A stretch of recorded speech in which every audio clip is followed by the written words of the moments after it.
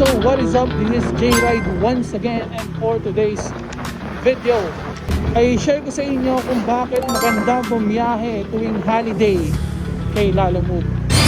Anyway, today is August 21, 2025. So pag August 21, we are celebrating the Ninoy Aquino Day. So kapag holiday kay Lalamove ay merong surcharge na additional or addition 40 pesos sa regular fare. So kung for example 100 pesos yung fare natin, so may extra 40 pesos na dagdag sa pamasahe ng mga magiging client natin. For example, yung mga 2 kilometer, 1 kilometer distance from one point to the drop off point, ay kung 50 pesos lang yun, magiging 90 pesos siya dahil doon sa surcharge na 40 pesos. Maganda bumiyahe kay Lalamove tuwing holiday. Yun nga lang guys, what's the consequences kung sakaling holiday ang araw na yun? So yun nga lang, we expect the unexpected na kapag holiday kay Lalamove, maraming bumiyahe na mga ka-Lalamove rider natin.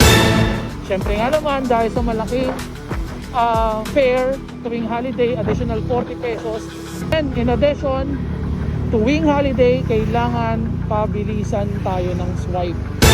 So, in just a second lang, 1 second, 2 seconds, mawawala na agad yung nakikita ninyo sa screen ninyo na booking. So kaya dapat mabilis. Mag holiday, mabilis ang mga kamay ninyo. Huwag na mag-isip-isip pa, kunin na agad.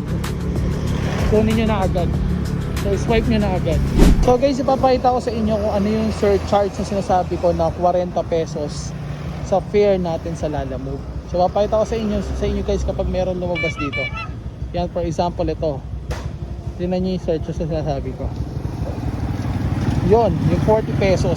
Surcharge 40 pesos. Yan yung 40 pesos na nasabi ko na additional na pamasahe. Yung original fare lang talaga niyan is 101 pesos yung delivery fee. Pero dahil holiday ngayon, may 40 pesos na additional. So yun lang guys. So yun yung kagandahan tuwing holiday kinala. So yun lang guys for today's video. Sana may additional knowledge ulit tayo about kay Lalamove. So this is J-Ride once again saying, one ride at a time.